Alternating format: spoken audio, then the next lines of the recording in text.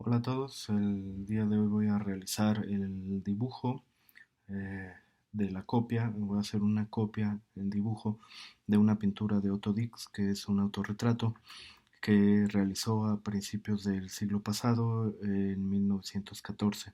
Entonces, la idea de aquí es poder practicar el retrato, el dibujo del retrato, a partir de una obra de la historia del arte que tiene cierta importancia. Entonces, vamos a empezar.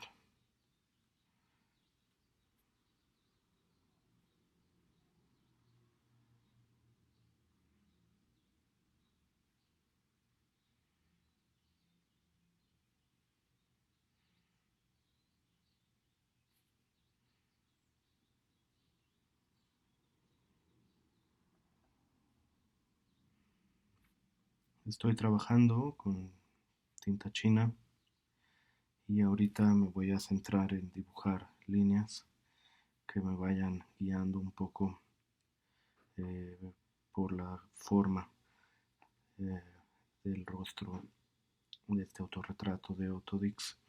Entonces, esto lo más importante es mantener una observación eh, continua para estar concentrados lo más posible, el tiempo, el mayor tiempo posible, y y lograr acercarnos a la forma eh, que trabajó el pintor expresionista alemán Otto Dix. Este autorretrato, él trabajó muchos autorretratos en su vida y varios son muy buenos y reconocidos, son famosos. Mm, El autorretrato es una buena forma de acercarnos al dibujo, la pintura, porque nos obliga a mirarnos, a reconocer nuestras formas y a interpretarlas en, el, en el dibujo, ya sea en este caso con tinta china o, o utilizando tal vez únicamente el lápiz. En realidad eso es una elección personal. Yo ahorita decidí trabajar más la cuestión de la tinta china para que se vea mejor también en el video y podamos fijarnos bien en los detalles. No hay una fórmula secreta que yo les pueda decir para dibujar. Yo creo que lo principal es que lo intenten, que sea algo que les obsesione hasta cierto punto para que puedan trabajar a pesar de a veces no estar cerca del resultado.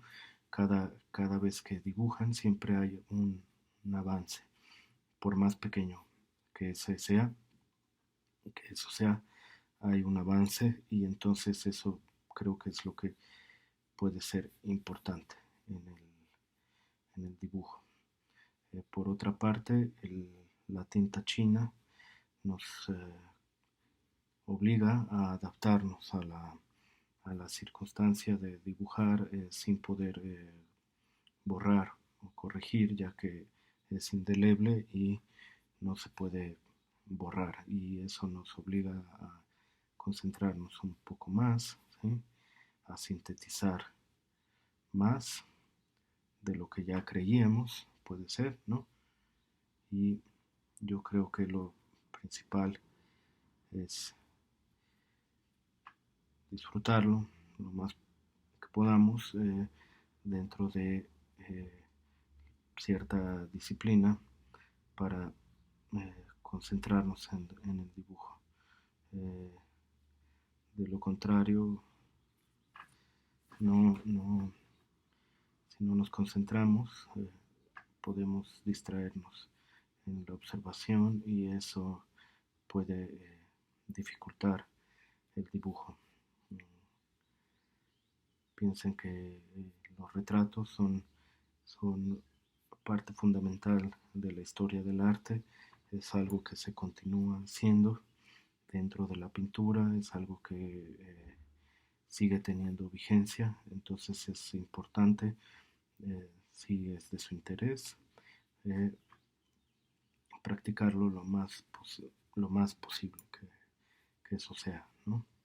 En este caso estamos tratando de traducir algunas manchas de la pintura a la tinta china, y eso a veces es posible, y a veces solo es una interpretación de eso, porque la pintura, recuerden, es más una cuestión de capas de pintura que se enciman, se sobreponen una a otra, y cada vez se empiezan a definir más la, lo que estamos dibujando, ¿sí? Y el dibujo podría ser algo un poco más inmediato, en donde el resultado se logra a partir de lo que de una sola acción en el momento. No, no quiere decir que se acabe de golpe, pero es un poco, puede ser un poco más rápido de realizar que una pintura, que necesita a veces, dependiendo de lo que estemos usando, si óleo o acrílico, tiempo de secado, cantidad de materia, que quiere decir cuántas capas de pintura trabajamos en el, en este, cuántas capas le pusimos al lienzo, ¿sí?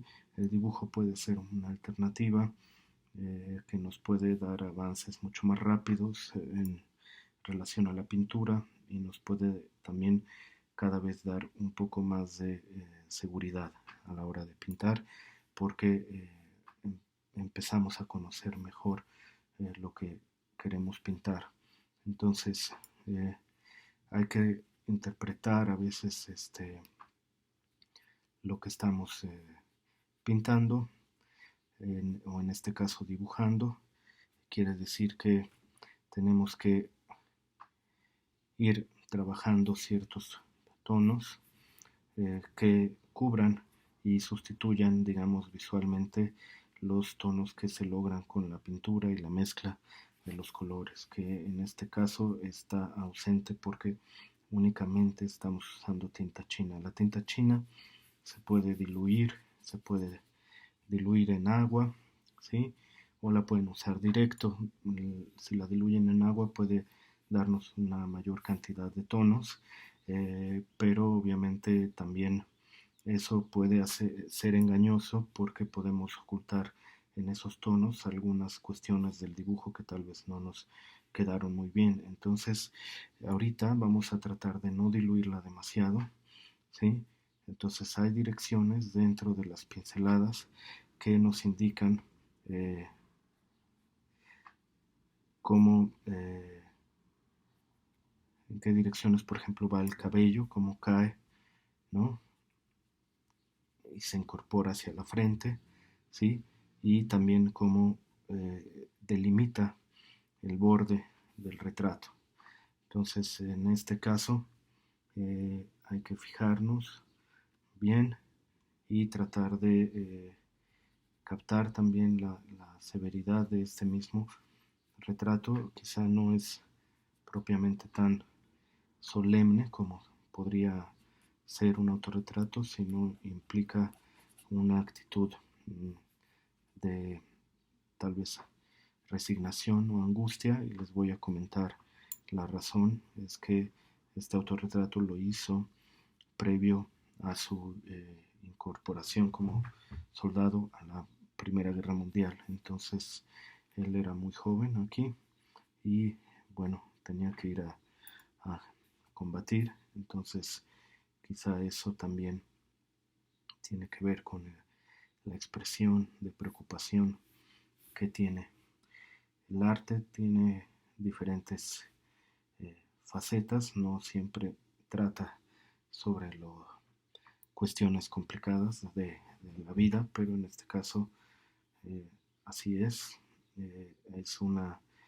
Era un momento muy complicado, sobre todo bueno, mundialmente me imagino, pero también en la escena del arte en Europa se vio muy marcada por la Primera Guerra Mundial, ya que muchos de los artistas o futuros artistas tuvieron participación en eso y este evento influyó en su creación de tal manera que limitó a veces temáticamente la creación de obras.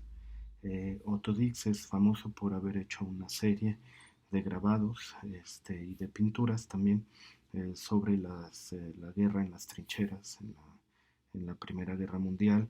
Esa serie de grabados la realizó algunos años después de haber sido terminada la Primera Guerra Mundial, una especie de catarsis creativa, yo creo, para eh, de alguna forma dar cuenta de manera casi como un periodista de los sucesos acontecidos durante esos años en el frente de batalla. Entonces esto es previo a su incorporación a la guerra y él lo que retrata aquí es cierta angustia o cierto, eh, pues tal vez resignación en la que él se encontraba, ya que sabía que tenía que ir a combatir y obviamente los riesgos que eso implicaba, ¿no? Hay la mayoría de los artistas del expresionismo tuvieron alguna relación con la guerra, con la Primera Guerra Mundial. Por ejemplo, el pintor Franz Marc, él era un pintor eh, expresionista, conocido sobre todo por sus pinturas de animales, en donde usaba colores muy fuertes y vivos, por así decirlo.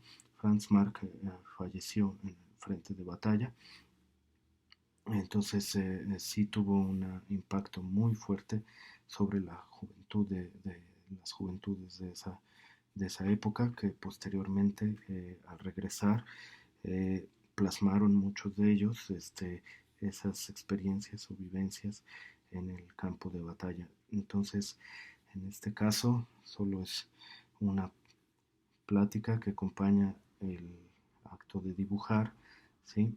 Y yo estoy dibujando este autorretrato para mostrar un poco cómo pueden trabajar la tinta. Yo les recomiendo que lo hagan sin trazar previamente nada, corrijan sobre la marcha con las manchas, con las líneas, y eso les va a dar a la larga tal vez mucho más seguridad que esta cuestión de dibujar eh, previamente y después solo remarcar con la tinta. Entonces podemos agregar algunos tonos, ¿sí? Esos tonos los vamos a agregar con un pincel un poco más fluido. Ese pincel va a ser un pincel para tinta china como este, y vamos a trabajar algunos tonos que nos permitan acentuar lo que no pudimos acentuar en el retrato primero, ¿sí? Entonces aquí podemos hacer el, la ropa un poco. Lo que importa aquí es captar un poco la expresión del artista y la traducción de la pintura al dibujo. Eso es siempre importante porque nos obliga a pensar de qué manera trabajó el, el, técnicamente la pintura y de qué manera podemos tal vez nosotros solucionarlo, ¿sí? Entonces recuerden, la tinta china es muy noble porque nos permite jugar con los tonos. Si quieren secar rápido, pueden utilizar un papel o una servilleta, ¿sí? esponja, si tienen, también puede servir, pero el papel nos puede ayudar a acelerar esto y a controlar los tonos que podemos obtener en el dibujo, ¿no? Entonces, básicamente, ahorita podemos ya trabajar tonos, por ejemplo, de los ojos. Piensen siempre que los ojos rara vez están, digamos, por ejemplo, están en la sombra. Siempre hay sombra eh, por las cejas. Esas hacen siempre una especie de sombra, ¿sí? Entonces, piensen que esa sombra es a veces puede ser menos fuerte, a veces más fuerte, ¿sí? Pero existe, ¿sí? Entonces vamos a trabajar un poco los tonos fuertes, ¿sí?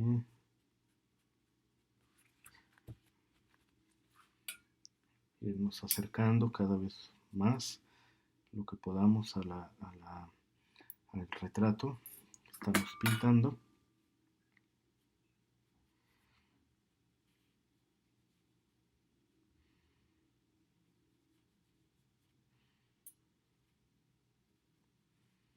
Los tonos de las sombras con la tinta aguada, que así se denomina, aguada sobre papel, ¿sí?